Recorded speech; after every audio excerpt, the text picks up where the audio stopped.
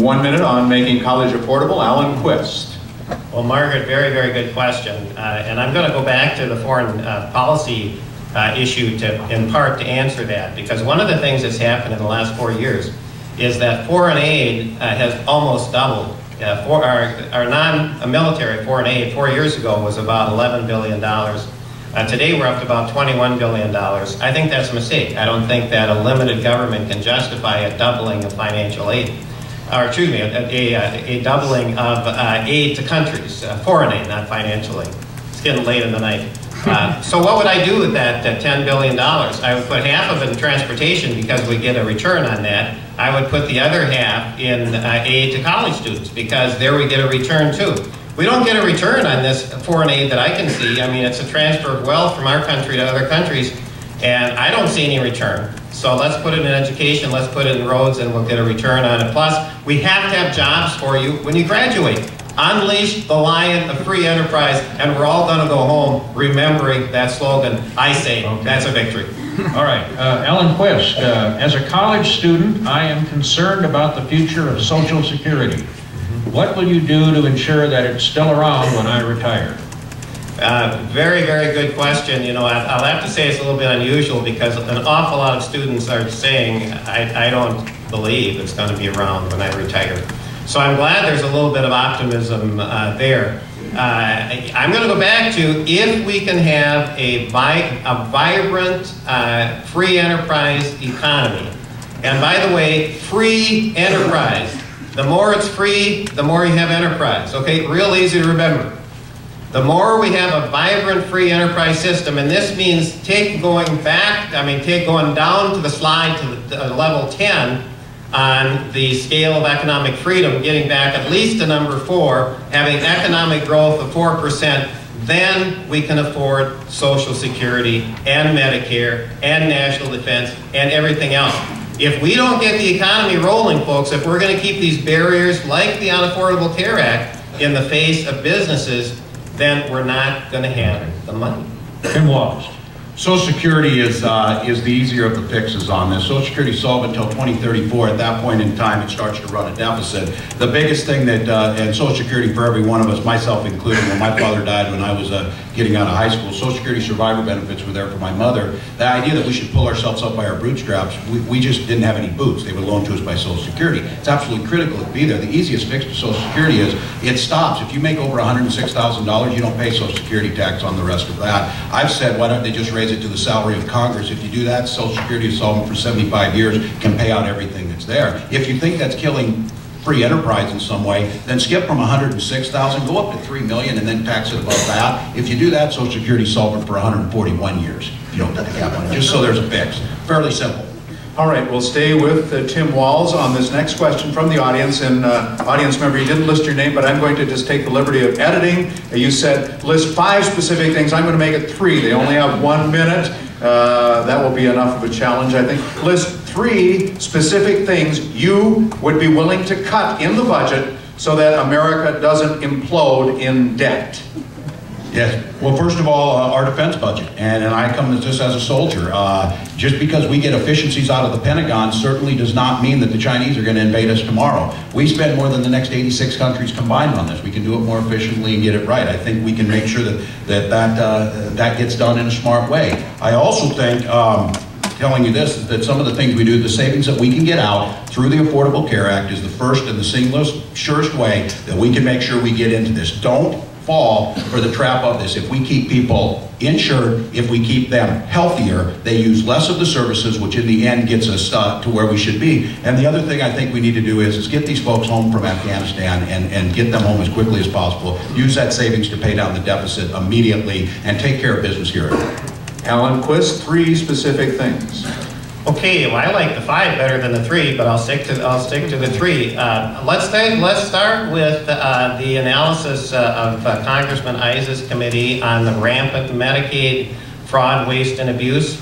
And his research team estimated that we are wasting up to $100 billion a year by not having adequate controls on Medicaid. That's where I would start. Number 2. I believe that corporate welfare, like the $36 billion that we are out to General Motors, is wrong. General Motors should have been allowed to reorganize like Northwest Airlines did. It would have been a leaner, meaner, more competitive company. Then let's take the $200 billion that Fannie Mae and Freddie Mac are getting every year by the line of credit, contrary to the Constitution, to the Treasury. How do we solve that? Well, key to solving that is, get ready folks, you know it, unleashing the engine of free enterprise so that not every home, not a home in every block is being foreclosed on. Lots of questions from you folks about civil liberties issues. And here's a question. Ellen Quist, you go first. Should the government allow the CIA to use what's called enhanced interrogation techniques? Well, certainly not on U.S. citizens. But the biggest issue here is since when does the federal government have the authority to detain U.S. citizens without being held for a trial? Okay? This is an extraordinarily fundamental violation of the human rights of our citizens. The U.S. Constitution, in the stipulation regarding habeas corpus, in Amendment 5 and Amendment 14, all guarantee that we cannot be deprived of our life, our liberty, or our property without due process of law. And so this is my biggest concern. We have to absolutely put a stop to any government agency being able to hold a U.S. citizen without a speedy and fair trial, and I am in concrete on this. Okay, quick follow-up. What about foreign people who are picked up in Afghanistan, say? Enhanced interrogation, okay? You know, it really depends on, it depends on what it is, I guess. Tim Walz. Never. Torture is never what this nation stands on, the principles we stand here. I know a lot of folks at the federal penitentiary in Rochester that say, you send them here, they'll have a bad day. Every day they're here, you can be certain of that. But I would agree with Alan on the point of indefinite detentions and trust our justice system. It's our justice system is the foundation of what we believe in. This ability that if we can bring these people and bring them in front of a court of law and use our systems, the greatness of our system is the values that we hold. And this idea that you're somehow going to use it, let's call it what it is. It's not enhanced interrogation, it's torture. That is never acceptable. It's never right. This is the nation that has led against that. There is no exception to that. This isn't 24 where you're going to get information out of somebody and save the city. This is real world where people are looking us to lead on human rights. We've always done that. We have been the beacon of freedom, human rights, and doing what's right. It's never acceptable. All right, we're going to change gears just a little bit. We thank Craig McDonald for journeying here from Rochester. It goes a lot faster now with the 4-lane all the way from Owatonna to Mankato. You still got a problem there between Owatonna and Center, but anyway, We're working it.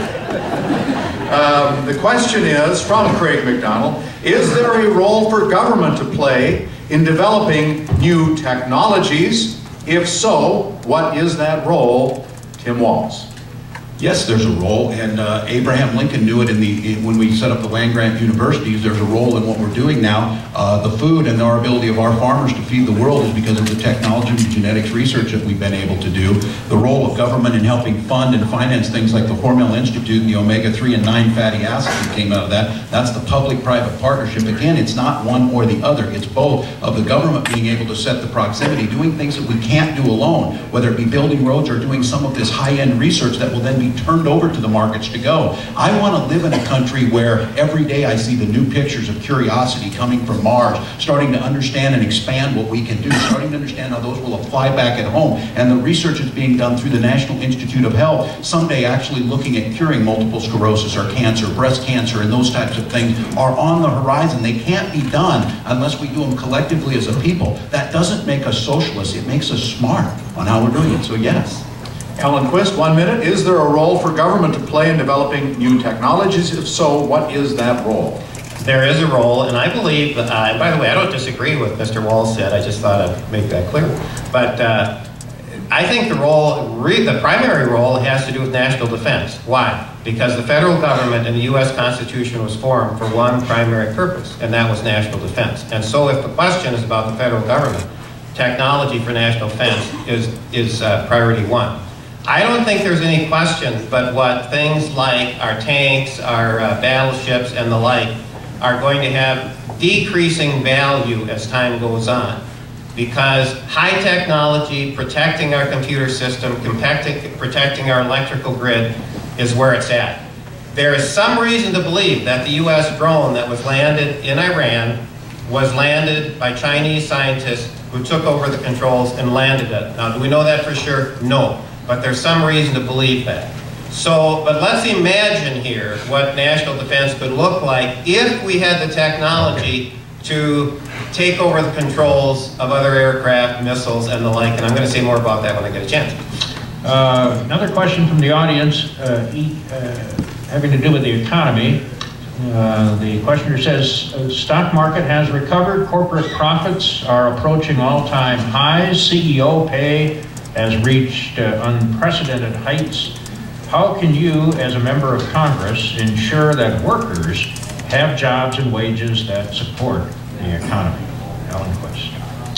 Well, I'll have to say I don't think the economy is quite as rosy as the question suggests. Are there good signs in the economy? Yes. But we've got an economy, folks, and I'm a numbers guy. I make my living by numbers. We've got an economy that only grew by 1.3% in the last quarter. And let me just mention, as a farmer, I'm a numbers guy. It used to be that the seed corn companies used to give us hats and jackets. They don't do that anymore. Now they give us calculators because you farm with numbers. So why is the economic growth so anemic? It is because we have too many barriers to economic growth. How do you get the whole economy growing, creating more jobs, having higher pay, more competition? You do it by unleashing the lion of free enterprise, as everybody in the chamber said, and as other factors indicate. Tim Walz. As this economy and the global economy collapsed, what ended up happening was consumer spending decreased. And it goes back to the very simple premise that Henry Ford told us all. If you don't pay your workers enough to buy the thing you're making, you're never going to sell any of them. And the issue is that the American worker is 6 times more productive than a Chinese worker. We are 3 times more productive than the next nearest country, the Japanese worker. Americans have been working longer and harder and watching their wages shrink. They watch healthcare prices double. They watch college tuition triple. Is there any wonder there's a frustration out there? What we need to make sure is that those opportunities are there. Again, this financial crisis was not caused because we paid teachers too much or cops too much. The financial crisis was called is we had reckless spending on wars, we cut taxes for the first time in history at a country at war, and we took the safeguards off Wall Street that allowed the robber barons to pillage the middle class and destroy the housing sector that was the wealth of most people. As we start to build back up again, protecting the workers' rights and protecting the ability to make sure they get a fair shake in this is how America grew in the first place. Let's start acting more like Americans and less like Chinese, and we'll get this thing back going again. All right, we stay with Tim Walz on this audience question. There's been so much talk about entrenched partisanship. Please explain a specific example on which you work with someone from the other side or someone with a different viewpoint. Well, I've probably been probably one of the most successful members during this Congress of working with people. The Stock Act was a great example of this. I know it's unconscionable to believe that wasn't a law ahead of time, that I could get information from somebody telling me that 3M was going to build a new plant and then invest in stocks in that you didn't have. It is absolutely American to be skeptical of government. It is an absolutely cancerous thing to be cynical. And so I worked across the aisle. The president brought it up in his State of Union. This was a bill that had 5 co-sponsors and myself languishing for 6 years as I churned it out. And at the end of the day, when we needed a compromise, the majority leader of the Republican Party, Eric Cantor, stood on the House floor and said, I want to thank my friend Tim Walz for his bipartisan willingness to move an important bill to restore faith in the Congress. That thing is now the law of the land, and just this week, you can go online, there's a tool online, you can click on any member of Congress and you can know exactly how much I owe in my Sears card, how much I'm making, and what I'm investing in, which is nothing because middle-class people earn their living. Alan?